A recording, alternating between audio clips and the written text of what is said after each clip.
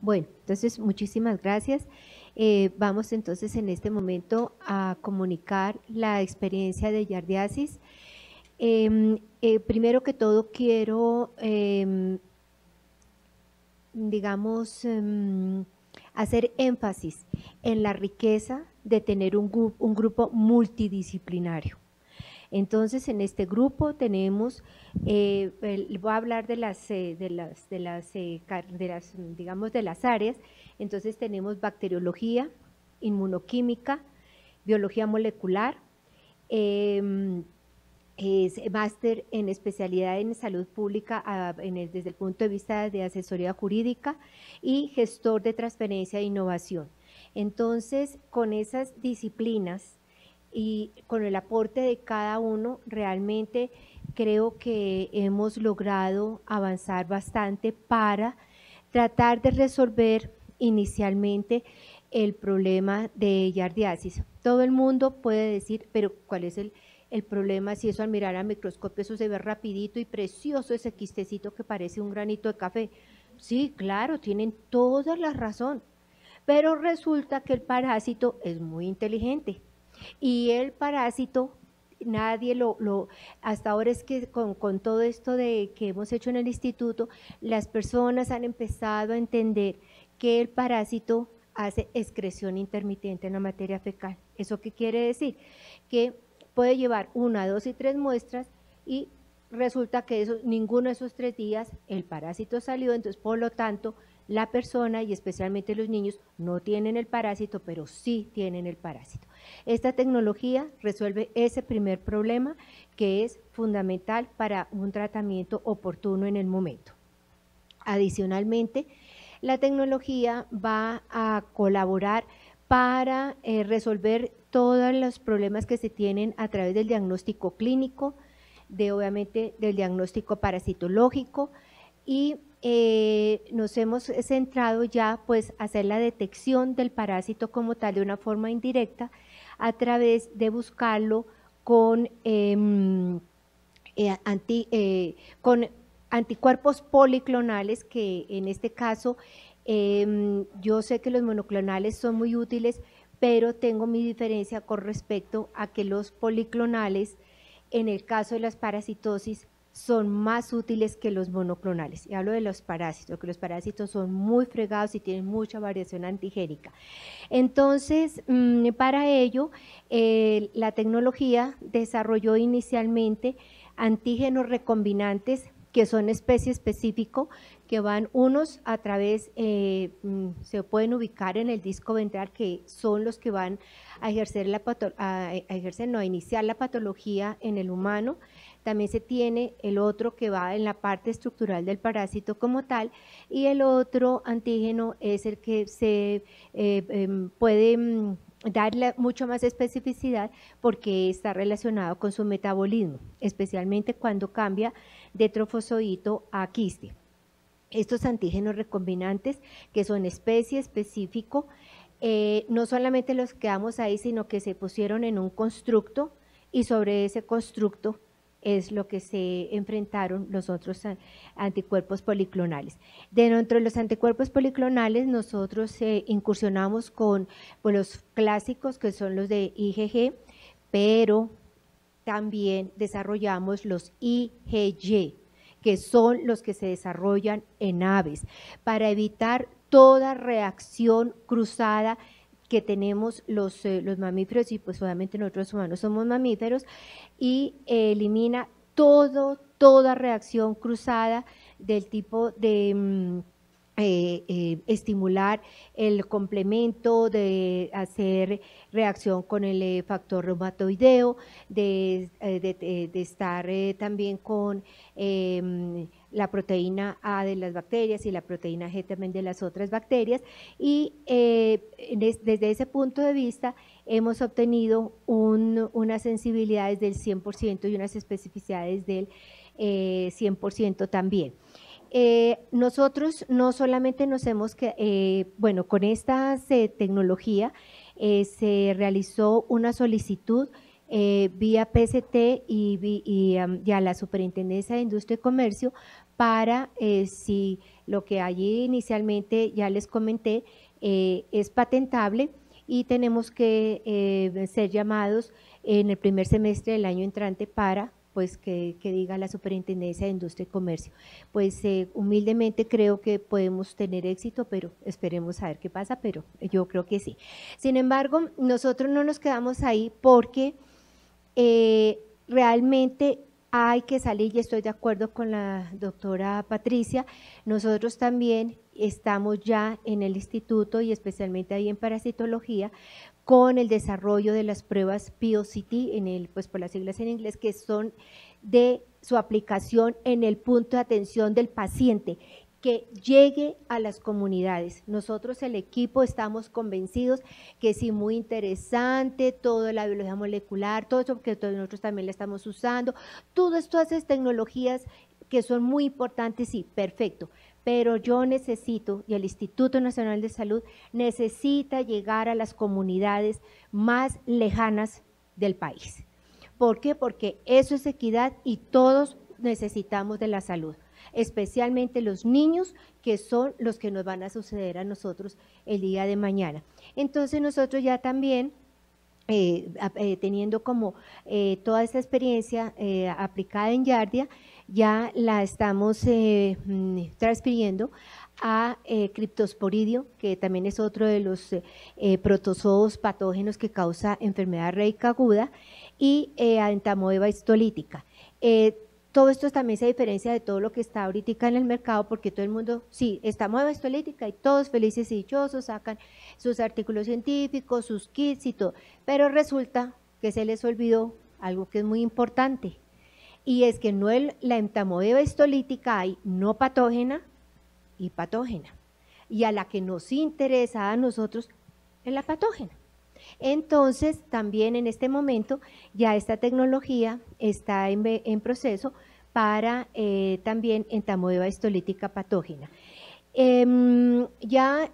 Nosotros pensamos, si Dios así lo permite, a finalizar este año y en los primeros meses del año siguiente, ya tener todos estos 13 protozoos patógenos en una sola tira, porque vamos a dejar de estar centralizando las cosas en las instituciones, en los laboratorios, no. Tienen que salir a las zonas de las comunidades. Entonces, el instituto, yo pienso que esta tarde la doctora Marta Lucía Ospina, quien nos ha apoyado muchísimo, les dirá que estamos ya avanzando a una, la institución a través de ella nos ha proporcionado dos herramientas muy útiles, que ha sido la contratación de un broker específico y la contratación de una firma jurídica para todo lo que es patentes y eso. Aunque pues obviamente el instituto tiene sus abogados muy buenos y todo, aquí por ejemplo tenemos una que es la del equipo, pero hay firmas especializadas en el país para todo este tipo de cosas. Entonces eso sí lo agradecemos a la doctora es muy visionaria, y entonces esperamos que ya esto sea introducido en la prueba rápida, que la llamémosla así, pero en punto de atención en el paciente, y también este prototipo muy factiblemente vaya a cumplir también con las normas, digamos, ecológicas. Entonces, pues pienso que vamos a llegar realmente a toda la población, y no solamente la colombiana, sino al que lo necesite, pues obviamente podrá hacer uso de esta. Muchísimas gracias. Que el investigador Juan Carlos Briceño Triana, de la Universidad de los Andes y la Fundación Cando Infantil, otra universidad privada que está adelantando una investigación en un dispositivo de oclusión vascular de doble cono de nitinol para cierre de ductos arterioso persistente, una investigación en trastornos neonatales. Juan Carlos no pudo venir, también se excusó porque estaba fuera del país. El segundo semestre de toda la vida académica siempre es de reuniones, congresos afuera y demás. Pero Caro va a comentar, Ángela Correa es la que va a presentar el caso rápido, dado que ya participó en la entrevista. Bueno, entonces, como bien lo decía la doctora Claudia, el líder investigador fue Juan Carlos Briceño Tiana. Él es ingeniero mecánico con una maestría en biomédica, entonces así fue como terminó en este campo. Lo que él hizo y lo que se dio cuenta con la Fundación Cardioinfantil es que algunos niños durante el desarrollo no hacían el cierre de la arteria, entonces podía tener fallas cardíacas más adelante, y lo que él creó fue un dispositivo para que se cerrara ese ductos y no hubiera ninguna falla cardíaca en ningún momento después del desarrollo de este infante hacia su vida adulta. Él tiene un producto patentado, la patente ya está concedida aquí en Colombia, y además él quiere crear una empresa de base tecnológica, es decir, otro spin-off. Explícitas de spin-off. El último caso es el dispositivo de Julián. Abre y cierra él con algún mensaje adicional que quisiera darnos después de haber explicado su innovación. Bueno, otra vez yo me enfoqué con las dificultades un poco. Pues la principal dificultad es realmente que las poblaciones consumidoras de drogas en alta vulnerabilidad no son poblaciones de interés, digamos, en ese sentido, y pues se maneja generalmente los recursos como una parte como de dar como sostenimiento a programas sociales más que, digamos, de innovación real y aplicación tecnológica para resolver ese tipo de problemas. Entonces eso ha sido un tema de dificultad grande para conseguir financiación, porque digamos que desde la salud pública el tema de consumo de sustancias también tiene todavía un sesgo muy grande, que es el de la salud mental, no el de clasificar al consumidor como un enfermo o un criminal. Y pues eso ha conllevado que sea como difícil unir las perspectivas de tecnología e innovación para el tema de consumo de sustancias psicoactivas y los problemas que derivan de estos consumos, pues que en realidad no son todos los usuarios de sustancias, sino pues algunos que tienen algún contexto social que magnifica los riesgos y que conlleva que tengan problemas derivados de salud de este tipo de consumos. El tema de la guerra contra las drogas, que en ese momento pues ya se ha demostrado que es una guerra que se está dando por perdida, y pues que, digamos, ha dado pie a que ese tema de innovación y demás pues habrá un pequeño espacio desde el que se pueda como combatir esa perspectiva y empezar a tratar de mostrar nuevas ideas. Y lo otro, pues digo, realmente yo, digamos, a pesar que tengo una patente, digamos, realmente como que realmente es por lo que, como les comento, yo paralelamente también he trabajado el tema de innovación y vigilancia tecnológica. Entonces pues también todo el tema de propiedad intelectual también lo tengo claro, y pues digamos que a través de mi consultoría, digamos que trabaja estos temas, he venido sacando recursos para trabajar el tema de innovación en temas de drogas.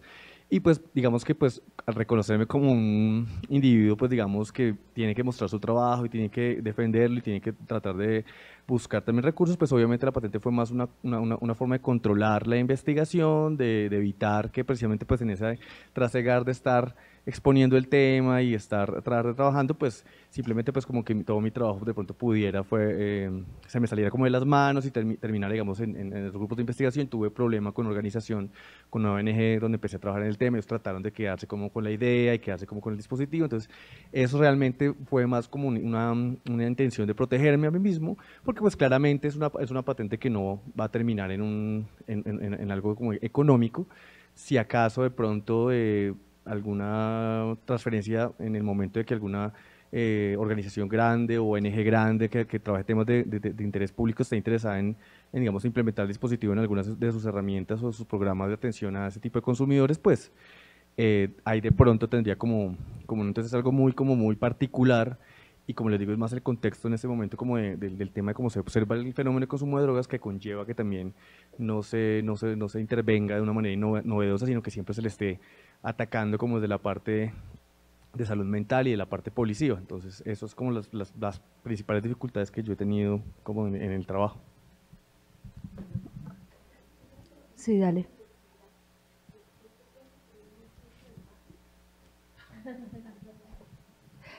Posiblemente no, posiblemente son dos cosas diferentes, pero bueno, digamos que digamos que yo precisamente en ese ejercicio de vigilancia que hice para poder, digamos, demostrar que mi desarrollo pues tenía novedad y nivel inventivo, hice ese ejercicio y me di cuenta pues que en este momento ese tipo, el vapeo, por ejemplo, esos dispositivos son un dispositivo tecnológico que se presentó como una alternativa para la gente que tiene para el tabaquismo.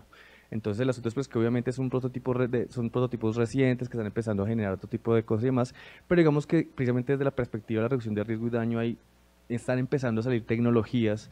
Digamos que con el tabaco esa fue una de las primeras porque pues el tabaco es una de las sustancias que más ha tenido problemas en salud pública, entonces digamos que fue muy evidente tratar de buscar alternativas, pero digamos que sí, mi idea va por ese lado, ¿no? Entonces, por ejemplo, en el tema de la sobredosificación para tratar, por ejemplo, a personas con esta epidemia que hubo de sobredosis por el tema del fentanilo en Estados Unidos, se desarrollaron kits, por ejemplo, que se están empezando a desarrollar kits con cromatografía capa fina, en elementos muy pequeños para que los usuarios pudieran identificar si sus muestras están o no contaminadas, por ejemplo, con fentanilo, y también hay dispositivos ya, por ejemplo, con la naloxona. Entonces, en Europa y en Estados Unidos hay programas donde a los usuarios de estas sustancias se les entrega naloxona, se les enseña a utilizar, y pues obviamente pues no todos van a tener la pericia, por ejemplo, de aplicarla a través de una inyección, entonces se han generado dispositivos para que, digamos, haya una inyección segura para tratar esos casos de sobredosificación en las poblaciones que, digamos, ya tienen que vivir con este problema de tener una adicción a los opiáceos.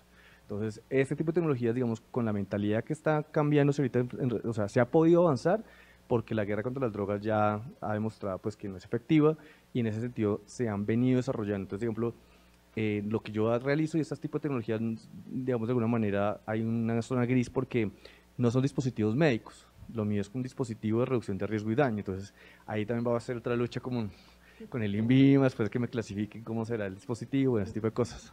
La regulación. Es como una pipa.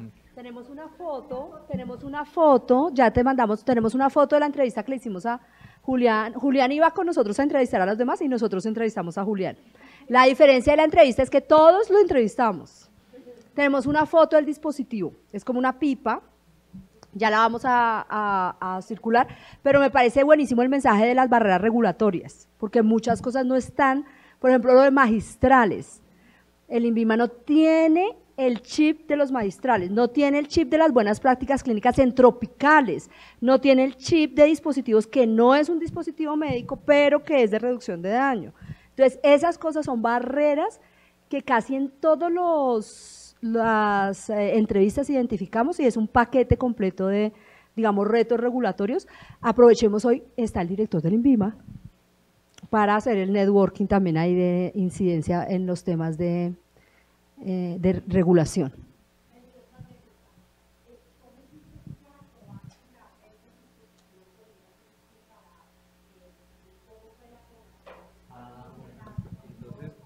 Eso fue el otro asunto porque yo obviamente sabía que la cuestión ética para una investigación clínica iba a ser brutal ahí porque es población altamente vulnerable, ese tipo de cosas, y que el prototipo no cura, o sea, el prototipo no es terapéutico, ¿sí? Entonces, lo que yo estoy haciendo es analizar las emisiones del prototipo. Entonces, ahorita estoy buscando recursos para a través de cromatografía. Sí, ensayo clínico todavía no hay. No, pero ensayos clínicos no van a ser necesarios, porque lo que consigue el dispositivo es reducir la toxicidad, que son 3 niveles. Uno, de los derivados pirolíticos que se produce de la cocaína presente en el bazuco, que son realmente, hay otros estudios que han mostrado que se generan entre el 60 y el 80% y que son realmente los que generan la neurotoxicidad más que la cocaína misma, sino cuando se quema se vuelven los derivados. Segundo, los adulterantes que le suelen echar a esas sustancias en calle. Y tercero, lo que se derivaba de los materiales improvisados que ellos utilizan para armar su pipa en la calle. Entonces, al generar este dispositivo nuevo, pues se reducen esos tóxicos que en una población altamente vulnerable que está consumiendo entre 40 y 50 dosis diarias, más con todos los problemas de nutrición y demás, pues es una cuestión, digamos, y eso todo va ligado a una estrategia holística de atención de otras necesidades, no es solamente salir a las calles a darles el dispositivo, sino eso. Entonces, lo que yo analicé fue las emisiones del dispositivo bajo una operación normal, analizar las emisiones por cromatografía. Entonces yo con eso puedo demostrar que las emisiones comparadas con los dispositivos que suben en calle, pues obviamente reducen la toxicidad considerablemente y en ese sentido, digamos, pues estarían ingresando al cuerpo menos tóxicos, porque claro, o sea, primero que todo no tiene un enfoque terapéutico. Eso es lo que estoy consiguiendo ahorita, porque necesito validar eso, porque yo ya lo he hecho, digamos, en simulaciones, con programas, con cosas de esas, pero ahorita, digamos, necesito ya sacar el prototipo funcional final, con ya validado todo ese tipo de cosas, pues para ya tenerlo como el prototipo final. No porque no tiene ninguna...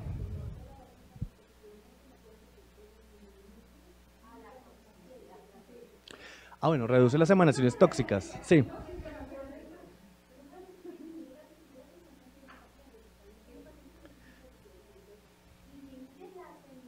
Tóxicas, exacto. Sí, exacto.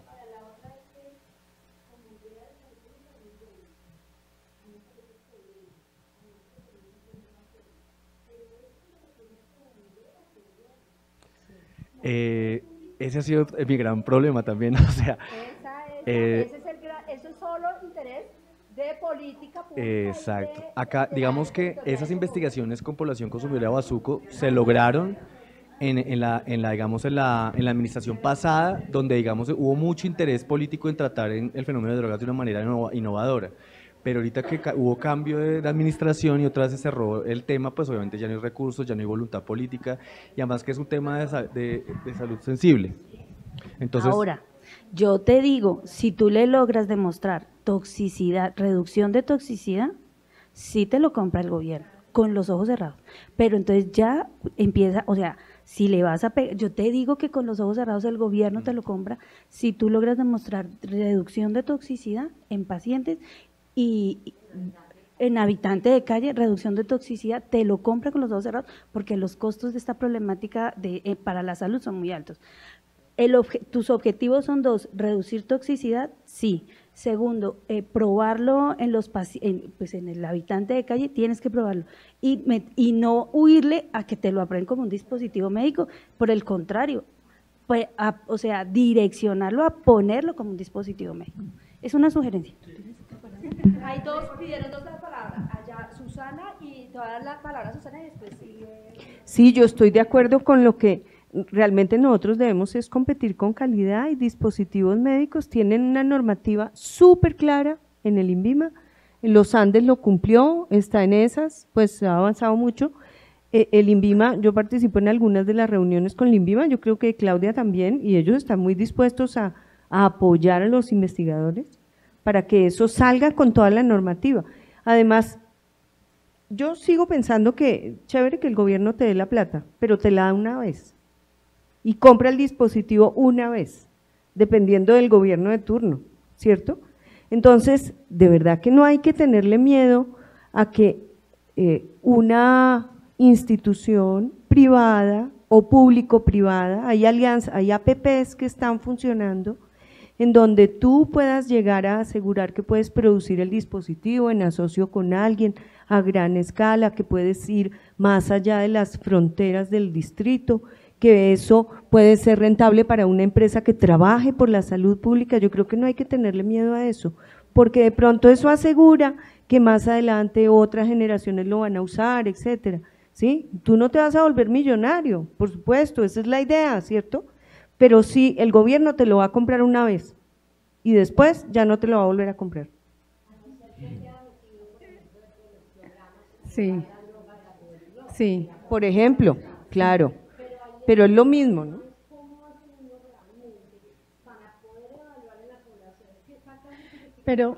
Pero tiene que hacerla por lo alto, y ahí están los estándares. No, de todas maneras recuerden que en esos ensayos clínicos hay una fase 0 que es permitida como fase 0 cuando no hay una alternativa para el problema que quieres enfrentar, entonces, y es libre de los Ns y es libre de los protocolos entonces es pensar en una fase 0, porque es que no hay otra alternativa registrada comercialmente disponible que me permita disminuir la toxicidad, entonces no hay que tenerle miedo a eso. Coincido con que el INVIMA está cambiando la mentalidad, pero todavía yo creo que nosotros como investigadores debemos todavía educar mucho en el INVIMA, porque es que o sea, tienen las cosas clasificadas macro, pero hay cosas micro que todavía están perdidas en el horizonte. Salieron más ideas de las que teníamos en el informe, porque teníamos esos retos de los ensayos clínicos, pero no habíamos pensado en esas preguntas de investigación de población vulnerable o donde no hay herramientas, digamos, metodológicas que permitan resolver eso. Creo que ahí va saliendo otra línea que es, digamos, valiosa. Y lo otro es que bueno, no sé, si quieres contar tus esfuerzos internacionales, porque ONGs internacionales interesadas en la reducción del daño de manejo de políticas de drogas, pues se interesan. O sea, no es sector público en el sentido estatal oficial, sino es organismos filantrópicos, ONGs internacionales interesadas. Creo que tú has hecho algo ahí. Ah, bueno, sí, digamos, yo apliqué a un programa que se llama el Community Solution Program de una fundación global que se llama IREX. Ellos, digamos que lo que pasa en Europa y en otros lugares ya, digamos, hay unos espacios que se conocen como espacios de consumo supervisado, que son espacios donde las personas de alta vulnerabilidad acceden como a su reivindicación de derechos, rompen barreras de acceso a su salud y otro tipo de cosas, y son espacios en donde, digamos, la abstinencia no es una obligación para poder, digamos, trabajar, como reivindicar muchos de sus derechos como ciudadanos, y digamos que han empezado a generar evidencia de que este tipo de dinámicas en la realidad social que hacen, no todos terminan abandonando el consumo, pero sí todos teniendo una funcionalidad mucho mayor a pesar y reduciendo sus consumos y teniendo espacios de consumo y espacios de trabajo. Entonces son poblaciones que terminan siendo mucho más funcionales que apostarle a obligarlas a todas a la abstinencia como único método de función social, ¿sí? Entonces eso, digamos, es lo que no está como mucho más lejos de hacer, porque como les comento, no es el dispositivo de entregárselo a la persona, sino que eso se da en un contexto de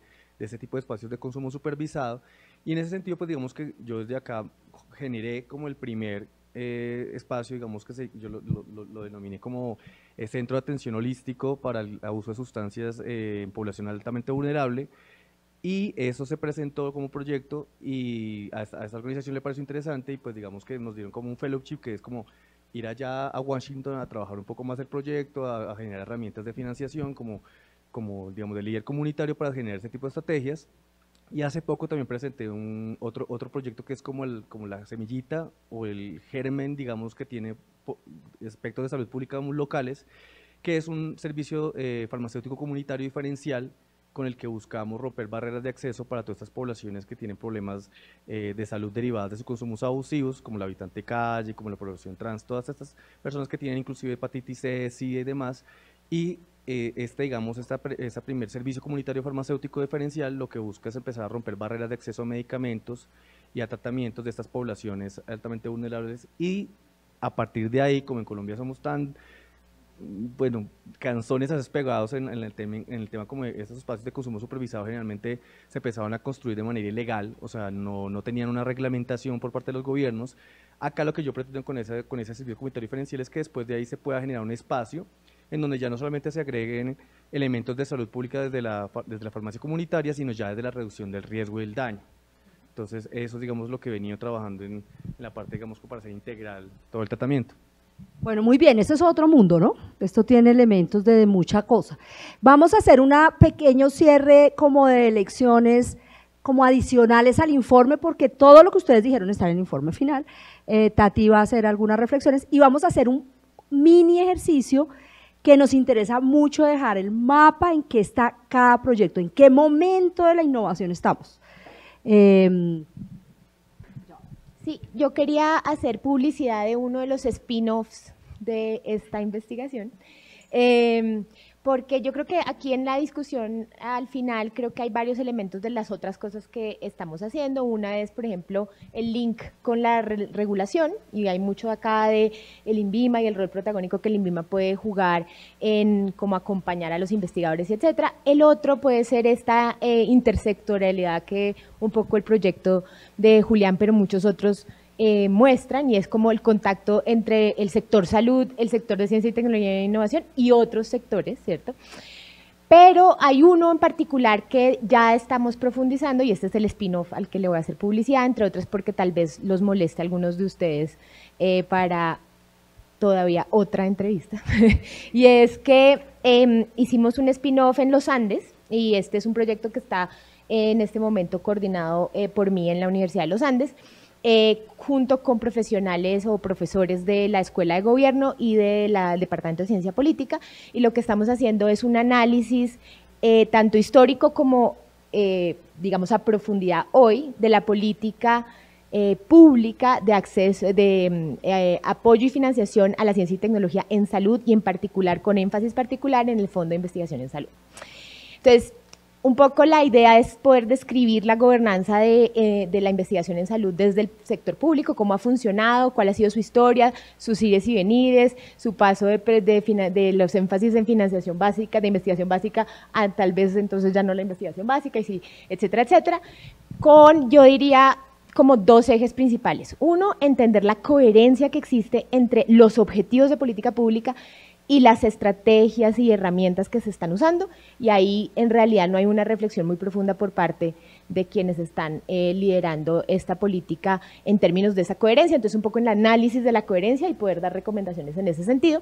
Y la otra es entender quiénes toman las decisiones y cómo las están tomando, con qué criterios y etcétera. Entonces hasta este momento ya hemos avanzado bastante, hemos entrevistado digamos personas que han participado históricamente tanto desde el Ministerio de Salud como desde Colciencias y desde el Consejo Nacional de Ciencia y Tecnología en Salud en la toma de decisiones a lo largo del tiempo, pero ahora estamos en la fase en la que queremos entender quiénes son receptores y no, ¿cierto?, de la investigación, un poco las piruetas que hay que hacer para tratar de leer eso cuando uno es investigador y tratar de mantenerse obteniendo la financiación pública a pesar de que la política a veces no es tan legible para los investigadores, ¿no? Entonces, queremos también ese otro punto de vista y por eso que necesitaba hacer la publicidad para que ustedes sepan que estamos también en eso. Eso también va a tener un informe, que también vamos a hacer un gran evento público, etcétera, donde vamos a presentar.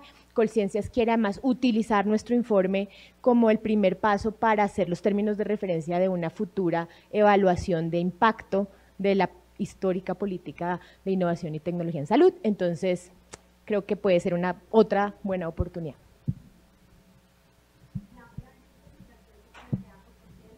No, esta tiene financiación de la Universidad Nacional y de OEC. Open Society Foundation. Y el spin-off tampoco. El spin-off es también con Open Society Foundation. No entendí por qué eso se volvió una spin-off. ¿Y cómo puede uno acceder a esos servicios? ¿Cómo es? ¿Cómo? ¿Qué es? No entendí. Es que spin-off en el sentido más clásico de lo que significa spin-off, que es un proyecto hijo. Entonces, esto fue que fuimos analizando para este proyecto y esto surgió como un proyecto hijo. Clásica, sí. No empresarial. Sí, no es una empresa, sino es una forma de decir, digamos, sí, en entretenimiento los programas, ese spin-off es cuando hay una gran serie, no sé, Grey's Anatomy, que lleva como 15 años, y han salido los spin-offs que escogen un personaje que es muy popular y le hacen toda una otra serie, eso es spin-off. Bueno, queremos nosotros, de hecho lo habíamos hecho nosotros internamente, un ejercicio sobre ver el estado de avance de cada uno de sus proyectos en una tipo ideal, digamos en una tipificación que se inventó el D&I, ya les cuento qué es el D&I, pero digamos ellos hicieron una forma de analizar la investigación y las etapas y ver qué tan cerca está apenas de investigación básica pura o qué tan avanzado está ya en un producto que está listo para ir al mercado. Entonces, nosotros lo habíamos hecho a partir de lo que oímos, pero quisiéramos más bien que ustedes mismos nos digan y nos retroalimenten y tal vez esto pueda ser un complemento a nuestro portafolio también para dar una idea clara y sencilla también a financiadores, a Colciencias y al público sobre qué tan cercano está el producto a llegar al mercado. Rápido les cuento para los que no saben qué es D&I, aquí hay muchos que saben qué es D&I, pero hay otros que no. El D&I es el Drug for Neglected Diseases Initiative. En realidad el D&I es una empresa farmacéutica, eso es lo que es D&I. Una farmacéutica que desarrolla tecnologías en salud para enfermedades desatendidas, neglected diseases. El D&I surgió con la plata del Premio Nobel de Paz que se ganó Médicos Sin Fronteras en el 99. 99 Médicos Sin Fronteras le dan el Nobel de Paz y con esa plata crea el DNDi con también aportes de Fiocruz en Brasil. Entonces, todos son empresas, digamos, en institutos públicos de salud de los países de Brasil, el Consejo Indio de Investigación Médica, el Instituto de Investigación Médica de Kenia, el Ministerio de Salud de Malasia, el Instituto Pasteur y el TDR, que es el Programa Especial de Investigación y Enseñanza sobre Enfermedades Tropicales, que es de la OMS, UNICEF y el PNUD.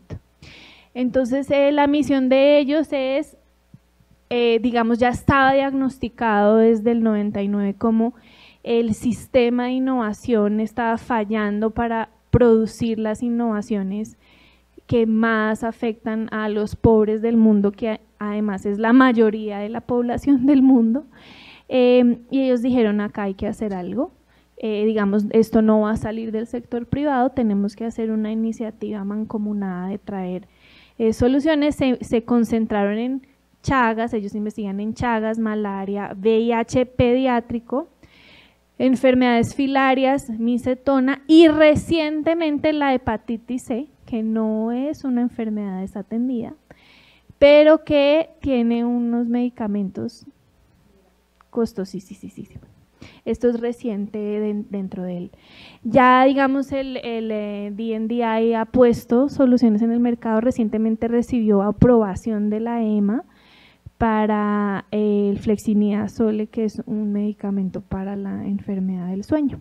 Entonces ellos, además de investigar y de producir soluciones, están tratando de hacer ciencia, por lo menos en productos en salud, de una forma distinta al modelo tradicional de que estamos acostumbrados, basado en el sector privado. Entonces ellos hacen público todo, hacen público los costos, cuánto cuesta, y están haciendo este tipo de cosas interesantes, que es la clasificación, pues entre muchas cosas, de verlo de una forma clara, cómo está el avance en la investigación.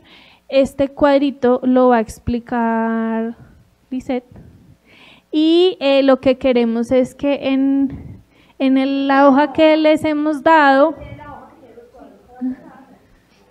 vamos a tratar de tenerlo todos para tener un cuadro parecido a esto, que podamos diseñarlo bien bonito y sepamos en qué fase de la investigación va cada uno de ustedes.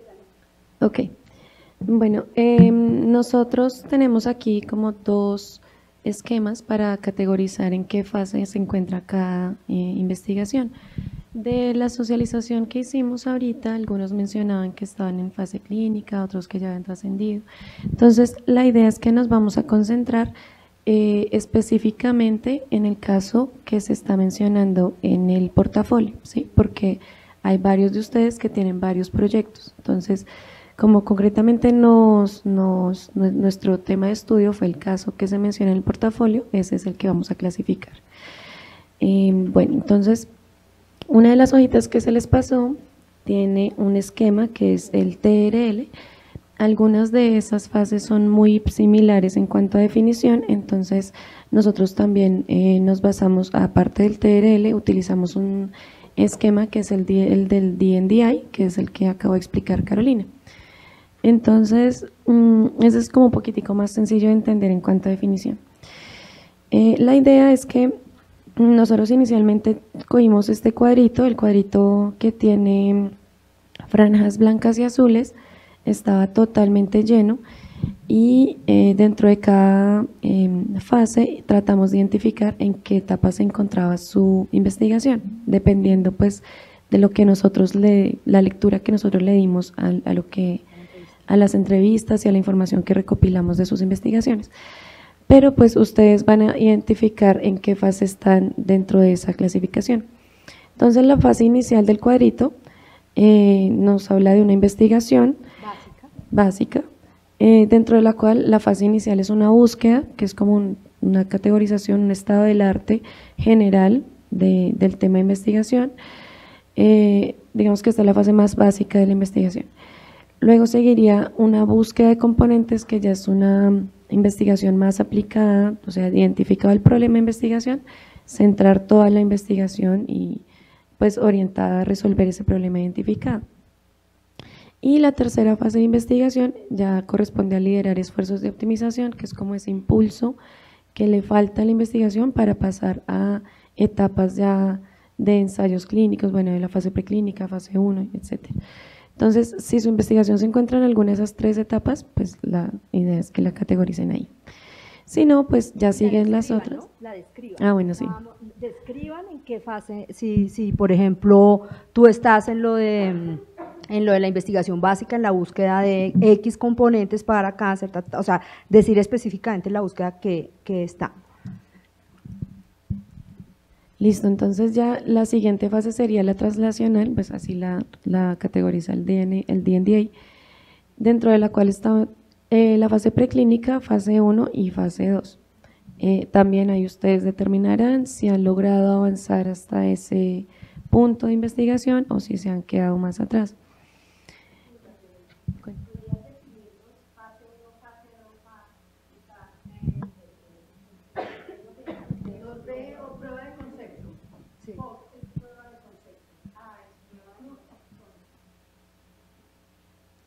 ¿Sí? Prueba de concepto es… Pero esta clasificación es más para medicamento. Sí.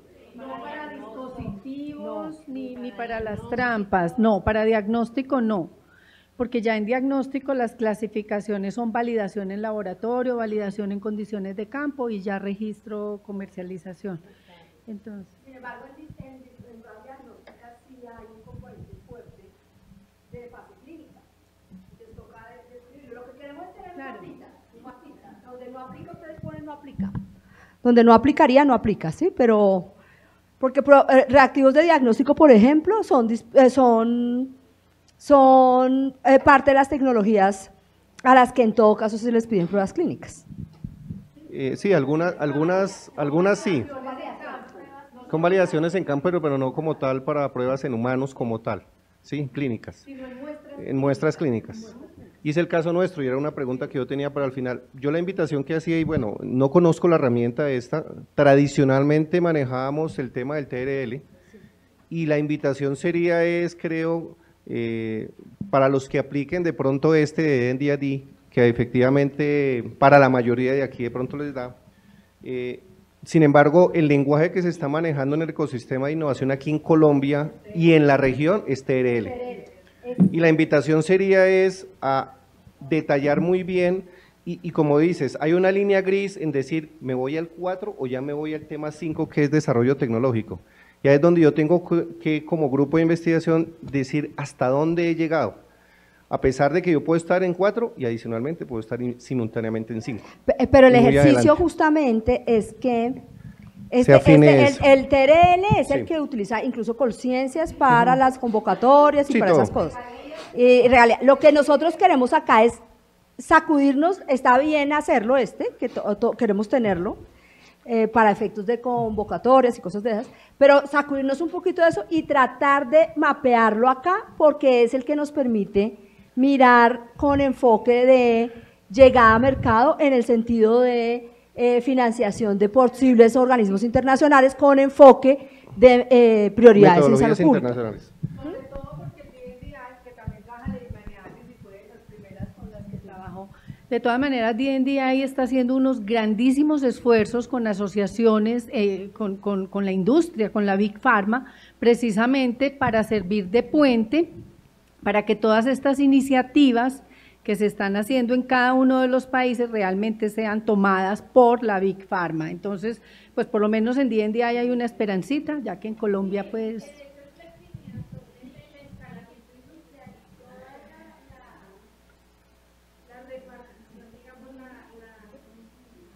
Distribución. Exacto, y están ahora con la pelea con miltefosina, que la compró una canadiense que no quiere bajar el precio, entonces hay miltefosina ya no está disponible, entonces, y a través de DNDA y por el lazo tan estrecho que tiene con TDR y con la OMS. Entonces, pero esta clasificación de DNDA es para ensayos clínicos, medicamentos y vacunas es realmente donde aplica.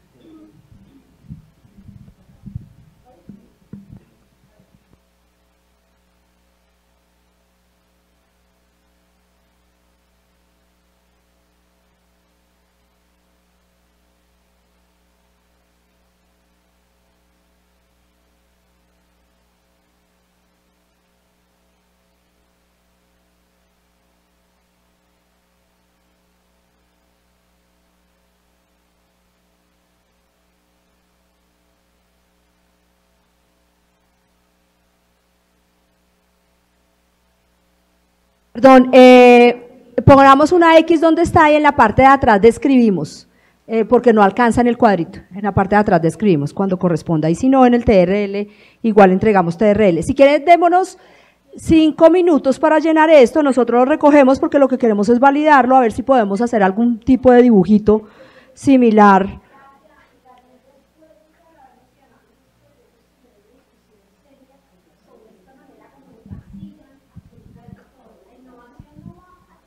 Sí, de acuerdo. Va por otro lado completamente diferente. Es decir, quien ha dicho que uno no puede, hasta no tener el validado, de ir desarrollando el dispositivo simultáneamente. En la industria, la gran industria nunca se fija en esto, sino que cuando ve las cosas va directo. Y yo creo que aquí, como nos han tratado de cuadricular y como nos imponen todas las cosas que nos dice la OCDE, entonces nos han tratado de meter en unas cosas que nosotros deberíamos de alguna manera, los investigadores de este país, empezar a llamar la atención y a decir que las cosas que no son así, que no pueden medirnos como se mide a todo el mundo, porque lo que tú dices, tenemos que construir desde lo propio. Sí, de acuerdo, de acuerdo. Este ejercicio incluso también es un reto para nosotros mismos. Cuando hacíamos el cuadro, decíamos aquí es muy difícil y vamos a validarlo. Pero tener una fotografía en dónde vamos y qué limitaciones hay en este modelo de clasificación, ya es una ganancia para que podamos hacer una reflexión al respecto en el marco del hijo de este proyecto que es nuestro mini spin-off. Entonces nos damos 5 o 10 minuticos de trabajo y les vamos a proponer la última dinámica porque ya se nos acabó el tiempo.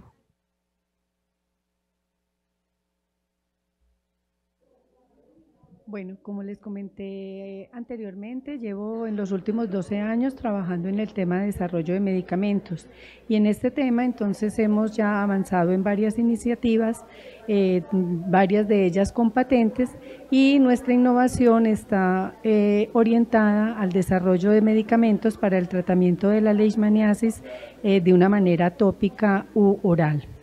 Realmente ya los proyectos han logrado avanzar hasta fases clínicas. Sin embargo, ahora el limitante es la parte de financiación para los mismos, pues porque obviamente superan los topes, digamos, de financiación a los cuales podemos acceder a través de Colciencias. Tenemos ya varias patentes de ellos, algunos otros están todavía sin patentes, pero la idea es motivar a las multinacionales en su momento y si no lograr que realmente sea reconocido y que el medicamento llegue a la sociedad. Bueno, muchachos, creo que terminamos. ¿Se acuerdan que en la agenda estaba la presentación del informe de los resultados de la investigación?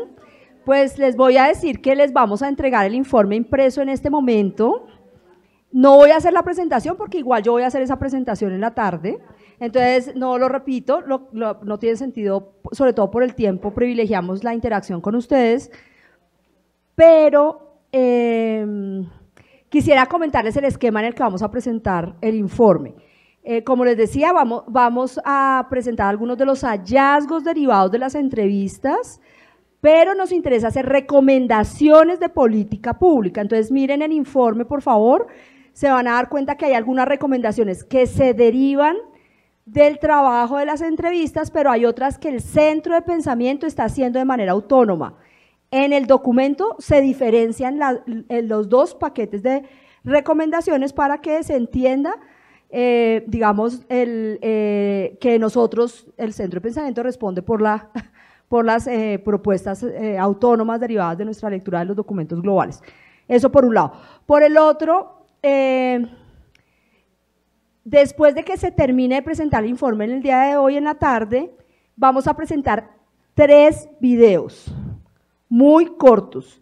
Estos videos provienen de la cátedra Manuel Ancísar, a la que invitamos a ciertos investigadores a que hicieran, digamos, una síntesis de la entrevista que les habíamos hecho. Eran 3, ya les habíamos hecho la entrevista y nos pareció interesante que en ese espacio académico ustedes compartieran esa información. Ahí aclaro que era los que ya habíamos entrevistado, no habíamos entrevistado a todo el mundo, entonces aprovechamos en ese momento para hacerlo.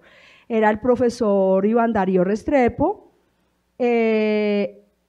Sofía Duque del Instituto Nacional de Salud y la doctora Carolina Biesner del Instituto Nacional de Cancerología, representando la experiencia de la radiofarmacia. Editamos el video, los videos no pasan de 1 minuto, uno es de 2 minutos y el de Iván Darío tal vez es el más largo porque tiene recomendaciones un poco más amplias. Entonces vamos a presentar esos 3 videos y posteriormente vamos a darle la palabra a las cabezas de entidad de estas 3 experiencias, a la doctora Marta Ospina del Instituto Nacional de Salud, a la doctora Carolina Biesner del Instituto Nacional de Cancerología, y como del PCED no está Iván Darío, queremos que Sara haga una intervención corta complementando el mensaje o alguna recomendación adicional que ustedes quisieran hacer en materia de ciencia, tecnología e innovación.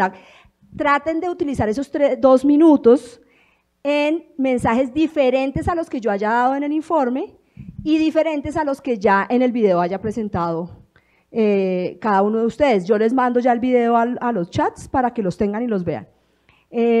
Cosas complementarias que pudieran ser útiles.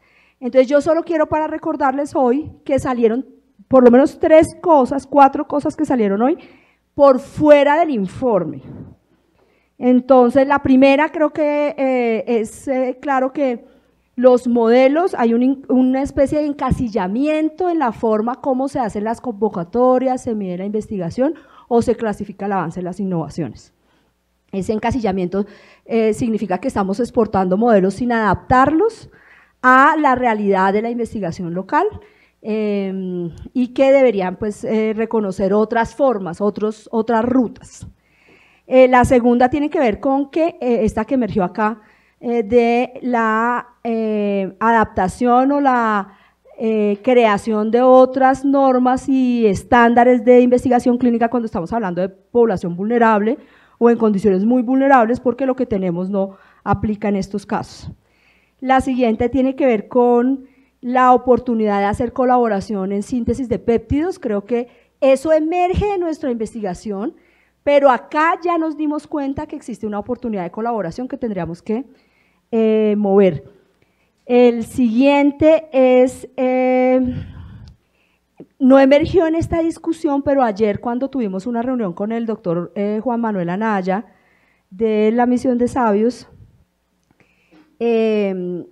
surgió como una iniciativa y nosotros sentimos que este tipo de espacios de interacción como el que hicimos hoy deberían promoverse de manera más continua para que nos reconozcamos y sepamos y aprendamos los unos de los otros y apalanquemos capacidades.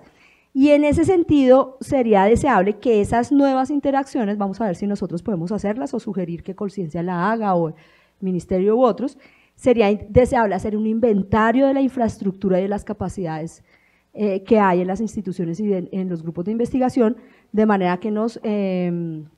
esto lo decimos sobre todo porque muchos de los equipos financiados por Colciencias, el mismo Colciencias no tiene un inventario de esas capacidades adquiridas. No lo han difundido. ¿Sí? ¿Sí? Hicieron 2, así como han hecho 4 consultorías españolas, se han gastado un jurgo de plata, ya hicieron todo el inventario de todos los equipos y nunca lo han difundido. Pues hay que pedir que lo publiquen. Hay que pedir que lo publiquen, en esta investigación podemos hacer esa.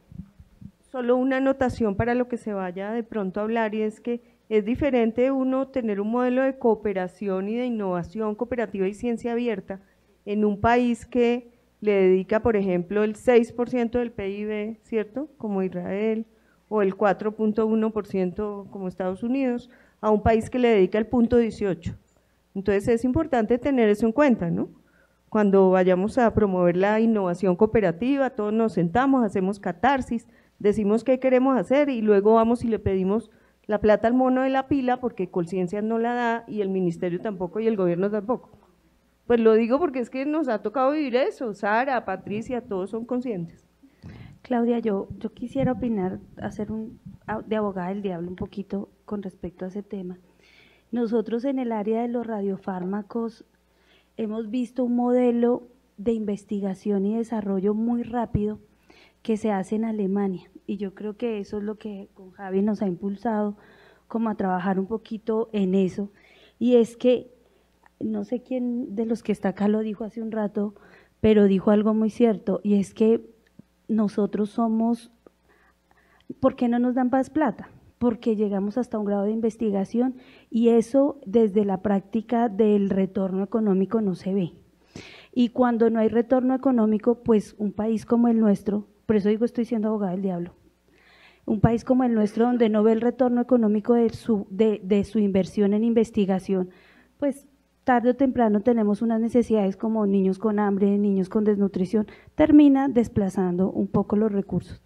En el modelo que nosotros vemos en Alemania, Alemania tiene un sistema de salud mucho menos eficiente que el nuestro, pero mucho más eficiente que el nuestro, pero con menos trabas. Allá, por ejemplo, a los médicos que quieren prescribir radiofármacos simplemente lo tienen que prescribir y sea que el medicamento tenga registro sanitario o no, es la decisión y potestad del médico que su paciente requiere eso.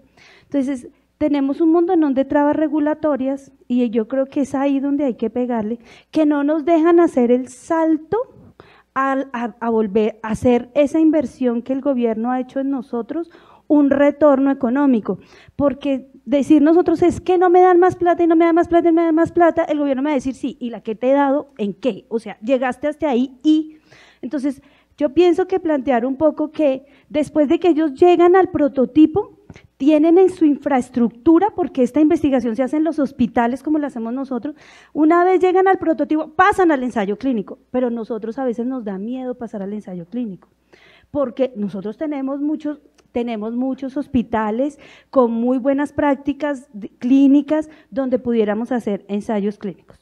Lo digo porque, digamos, en el caso de nosotros hemos pasado al ensayo clínico en el instituto y el pasar al ensayo clínico en el instituto necesita un apoyo multidisciplinario, necesita un apoyo de médicos, de epidemiólogos. Hay que crear los grupos multidisciplinarios para hacer ese segundo paso, saltar al paso del ensayo clínico y que verdaderamente eso que nos han dado a nosotros en hacer las investigaciones, nosotros podamos como hacerlo visible, porque como les digo, en este modelo de Alemania está liderando todo lo que tiene que ver con el uso de radiofármacos, pero es que su modelo es ese, los químicos hacen la síntesis, los microbiólogos y todos hacen los ensayos biológicos y pasan al ensayo clínico al siguiente año están en ensayos clínicos. Y cuando tú empiezas a publicar los resultados de ese ensayo clínico y donde empiezas a ver tus resultados en revistas con mucho prestigio como los journals, pues se está viendo el resultado. Cuando publicamos cosas demasiado teóricas es bueno, yo no digo que no, es buenísimo, pero tenemos que dar el salto al ensayo clínico. Si no damos el salto al ensayo clínico, ahora para dar ese salto tenemos que recibir apoyo de grupos multidisciplinarios porque yo no puedo hacer un salto si no tengo médicos, si no tengo epidemiólogos, si no tengo un grupo, enfermeras, o sea, un grupo de personas que hagan ese salto al ensayo clínico.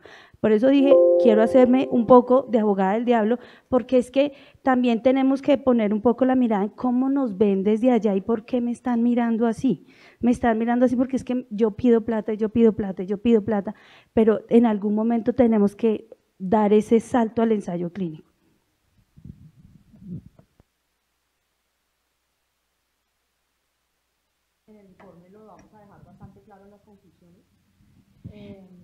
Pero sí, sobre esa Nidia, sí es un tema que hemos reflexionado mucho y de hecho está en las recomendaciones nuestras del centro de pensamiento, donde nosotros sí creemos que para algunos casos, donde hay una falla de mercado grave, hay que financiar todo, desde la investigación básica hasta la investigación clínica, hasta el escalamiento industrial, hasta la puesta en el mercado.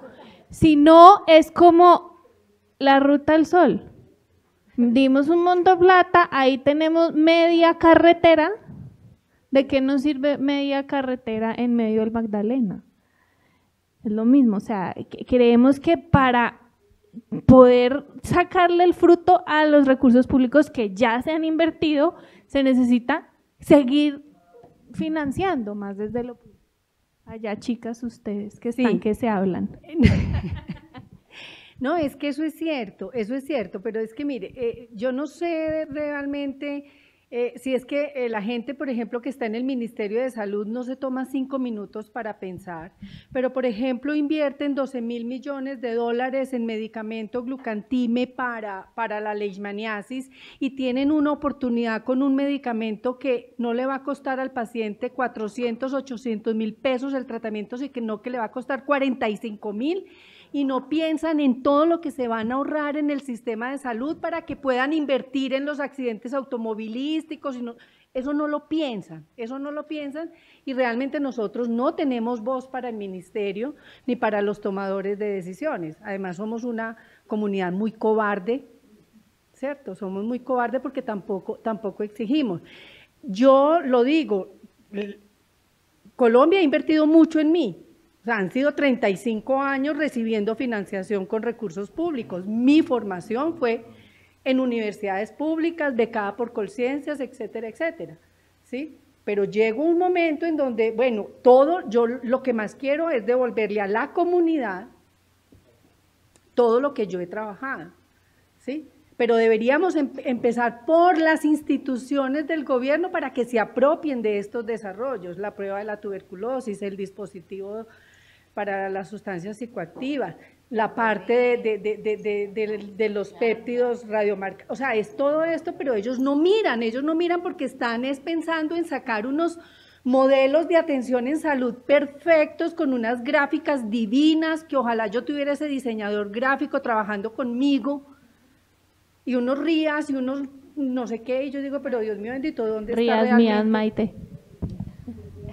Es que yo lo que pienso es que todas estas iniciativas de innovación en salud son todas muy buenas, pero deberían no ser maduradas ya dentro de un determinado programa como el programa de salud de Colciencias. ¿En qué momento Colciencias perdió el norte de la biotecnología y de la innovación tecnológica? No lo sé. No, estábamos hablando, creemos que fue bajo la administración de Paula Arias, no estamos muy seguros. Pero en un momento determinado, nosotros que veníamos como bien, ¿se acuerdan ustedes el proyecto que hizo los españoles? ¿Cómo era que se llamaba, Susan? Bueno, fue el de buscar las iniciativas, y ellos colocaron, sí, no era Silo, no era antes de Silo, no, es que no me acuerdo, el de Juan Carlos. Ellos lo localizaron en un mapa, nos mostraron que en Colombia todavía no había ni una sola tecnología biotecnológica lo suficientemente madura como para impactar el mercado global. Pero pusieron sobre el mapa una serie de proyectos que eran súper atractivos, entre esos estaban los fitoterapéuticos de Susana, que tenían un riesgo moderado con un impacto alto, pusieron el Keraderm, que ustedes tal vez, probablemente algunos de ustedes oyeron, Keraderm maduró hasta llegar a ser empresa, pero tenía sus riesgos, el nuestro, el POC de tuberculosis, estaba dentro de los de más alto impacto, pero se necesitaba madurarlos, todos esos proyectos. En ese momento estaba Impulsa, que Impulsa cumplía el papel de unir la innovación con estos desarrollos biotecnológicos. ¿Y qué sucedió en un momento determinado? Del sombrero de la manga decidieron que ya la biotecnología, no me pregunten en qué momento, no era importante, y todos esos proyectos que venían así se quedaron en el aire. Eso decepciona mucho a mucha gente y sobre todo inversionistas que veían en esa maduración. Y luego de la noche a la mañana acaban el programa de biotecnología. Biotecnología hace 3 años que no tiene una convocatoria, que era la encargada de hacer que estas cosas fueran una realidad, trabajar en regulación, hacer muchas cosas que hacía el programa. Entonces yo creo que hay que llamar la atención de ahora con esto. Y de pronto, yo desafortunadamente de pronto esta noche no puedo venir a la comida, pero a mí sí me gustaría que alguien pudiera transmitirle a estas personas lo que es la realidad, lo que está pasando en Colombia. Me parece que esas dos cosas que emergen de acá sí podemos comentarlas independientemente. O sea, decimos unas cosas con los informes, la recomendación del centro y algunas ideas del edificio de la unidad. La dejamos como generalidad. Y de pronto Sara quiere recalcar. Yo me voy al otro lado. Yo me voy a las 5 de la tarde. Pues no vas a pasar. ¿Tú no puedes? Sí, nosotros. Bueno, No, nosotros lo transmitimos. Y en eso yo quiero decir, digamos, dos cosas que veo. Uno es como, siento que hay como que quitar, o sea, creo que hay que liberarse de la culpa, hay como una culpa cristiana en algunos relatos de es que llegué a un punto y entonces después no hice un poco el llamado de Nidia, no nos atrevemos, no hacemos, no damos el salto, y creo que no, o sea, no creo que creo que es una cuestión de la forma en que está formulada la política pública, o sea, no es como una cosa que el investigador está haciendo mal, no es que él es pésimo investigador o no es lo suficientemente atrevido o no es lo suficientemente valiente, creo que tiene que ver con cosas del diseño institucional. Y eso es parte del mensaje nuestro que queremos dar.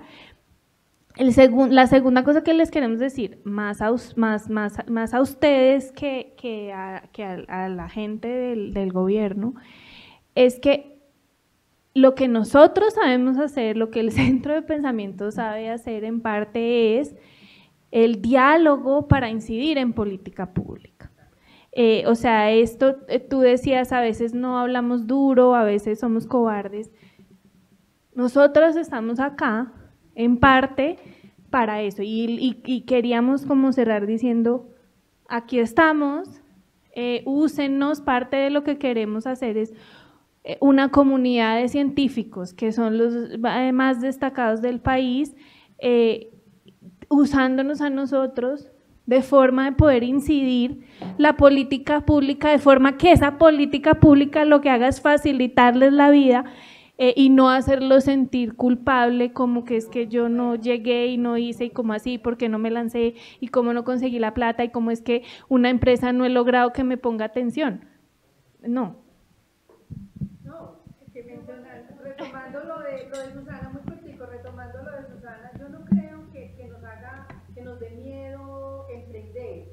En el caso mío, yo me sueño con una empresa, pero yo soy servidora pública. Y las empresas, para negociar con una universidad pública, eso es, mejor dicho, estamos, mejor dicho, así. Entonces, esa es otra situación, porque ¿dónde estamos haciendo investigación? No solamente en las universidades privadas, no es solo en las instituciones privadas, no, hay muchos recursos en la universidad pública y es ahí también donde hay una talanquera, porque, por ejemplo, la Universidad de Antioquia son muy poquiticas las spin-offs que tienen y les cuesta, les ha costado crearlas y les cuesta arrancar y caminar solitas, ¿cierto? Y porque han tenido inversionistas a Ángel y todo el cuento, pero de todas maneras, ese es otro punto que hay que tener en cuenta. Mira, yo vuelvo y me tomo la palabra otra vez. Yo pienso que, por ejemplo, todos estos modelos que vimos hoy que no han dado el salto, falta fortalecer los centros de investigación. De hecho, entre más los escucho, más pienso que sí, falta fortalecer los centros en esa multidisciplinariedad del siguiente paso, porque es que, por ejemplo, en el caso, nosotros tenemos una ventaja en el instituto, nosotros hemos tenido es que lo que nosotros hacemos como ratoncitos allá en el laboratorio, hay un médico nuclear allá arriba que me dice, yo hago el ensayo clínico, yo lo monto, yo hago los pacientes, pero dime cuándo, ¿sí?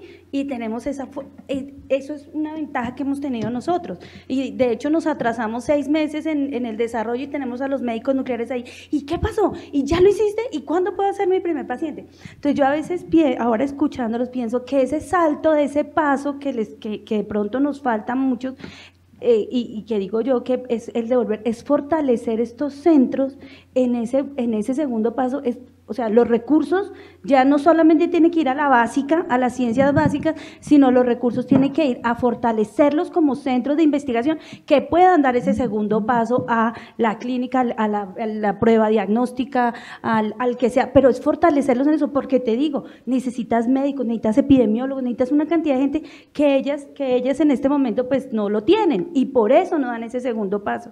Entonces, ¿hay que dar el segundo paso? Sí. ¿Necesitamos recursos? Por supuesto, pero los recursos ya pueden ir orientados a cómo fortalecer ese otro escalón que tienen que dar. Es eso, o sea, pero hay que darlo. Si no lo damos, no podemos nunca demostrar que lo que estamos haciendo es tan bueno que podría reducirle al país cualquier cantidad de dinero, porque nadie lo va a ver. Sí. En lugar de comentar redes. Entonces dice 300 millones redes y uno dice, pues que son de a 20 pesos para cada uno, entonces no qué gasteras, no ahí no me meto, porque ya estoy muy cansada para eso. Entonces, también hay que decirle a conciencias, ojo, no más grupos, en Colombia se saturó de grupos, o sea, no más grupos, no más fomento al grupo. Un profesor es un grupo, un investigador es un grupo. ¿Cuándo va a haber redes? ¿Cuándo? Yo me tomo 2 minutos la palabra porque me volví a perder, porque estamos hablando de la innovación con enfoque en salud pública, ¿cierto? Esa es como la idea. Y entonces la idea de que estemos todos juntos acá es, entiendo, hacer redes, ¿cierto? Esa es la idea. O fomentar una comunidad práctica. ¿Cuál es la idea? Está bien, yo creo que lo de redes está bien, lo que pasa es que acá el objetivo de esta reunión, más que la red, porque no todos están en las mismas cosas, cada uno está en un área, en realidad es crear una comunidad de práctica y promover la colaboración y la interacción para esa comunidad de práctica, que se interese en los temas de política pública, no solo de ciencia, tecnología e innovación, sino de estas cosas de acceso, de esas cosas. Entonces, retomando eso, era para estar segura que lo que iba a decir estaba ahí. No hemos hablado tal vez de un tema que nos une a todos, que es la directiva presidencial que recientemente salió, ¿cierto? Que es el Sistema Nacional de Competitividad e Innovación, ¿cierto? Y entonces, dimos la lucha para crear un Ministerio de Ciencia y Tecnología, y todos felices. A los más optimistas nos decían, yo soy hiperoptimista, mire, sueñe, y yo no, lo vamos a lograr. Y chan, salió el ministerio y todos, uy, qué chévere. Y nombraron la misión de sabios y van a venir esta noche a decirnos Juan Manuel, pues todo lo que ha pensado allá con todo eso, tan chévere. Pero resulta que se los pasaron por la galleta, así olímpicamente. Y en septiembre, entonces sale la normativa, ¿cierto? Sistema Nacional de Competitividad e Innovación. Que es otra cosa. Entonces, nosotros ahorita por acá vamos todos, pues estamos haciendo catarsis de lo que nos pasa, vamos a almorzar rico y todo, pero que alguien nos oiga, yo tengo mis serias dudas. ¿Por qué tengo mis serias dudas? Porque es que ya la línea presidencial está trazada. Entonces nosotros vamos a llegar a presentarles esta noche, ¿qué? ¿Con qué argumentos? A decirles, mire, es que nosotros todos acá hacemos cosas muy chéveres, nosotros somos innovadores, unos quieren montar empresa, otros quieren hacerlo desde la institución pública, y eso, ¿en qué mejora la salud pública del país? O sea, cada uno de nosotros, ¿qué va a aportar a ese Sistema Nacional de Competitividad? Con el cual, ¿estamos o no estamos de acuerdo? Yo no estoy de acuerdo, lo dije claramente, y hay un viceministerio de Ciencia, Tecnología y Productividad, dentro del Ministerio de Ciencia, Tecnología e Innovación. Y el otro viceministerio es de Recursos Humanos o Talento Humano y Transferencia de Tecnología, o sea, nada que ver. Entonces nosotros ante ese panorama tan gris, frente al cual yo sí creo que deberíamos manifestarnos, entonces estamos discutiendo cosas que son chéveres, estamos conociendo en dónde vamos, pero eso, sinceramente, pienso yo que finalmente, pues, digamos, son pañitos de agua tibia porque la línea ya está trazada. Entonces, arrancar desde esa línea trazada para nosotros ir y manifestarnos, pienso yo que podría ser una herramienta interesante, sobre todo porque las academias, porque los centros de investigación grandes, las universidades, ASCUN, los rectores, ya se están manifestando con respecto a la creación del Sistema Nacional de Competitividad e Innovación. Y entonces en salud, pues la salud a nadie le importa, porque es que aquí lo que importa es la competitividad. Entonces lo dejo eso negativamente sobre la mesa, poniéndolo, como decía, pues como abogado del diablo, porque es que yo sí que le he trabajado al ministerio, con toda la academia, y de verdad que cada uno de estos pasos le participo y todo, pero siempre llego y encuentro que deberíamos nosotros como científicos tener una posición firme frente a eso, estar en política. En la academia se propuso la creación de un grupo político al cual no deberíamos tenerle miedo, deberíamos estar en la ANDI, deberíamos estar en esas asociaciones que deciden y que tienen plata para decirle, mire, usted acá hay ciencia, en Hacienda hay ciencia, en turismo hay ciencia. Me encanta, Susana. Pero yo no me voy a meter en política porque a mí me gusta la ciencia básica.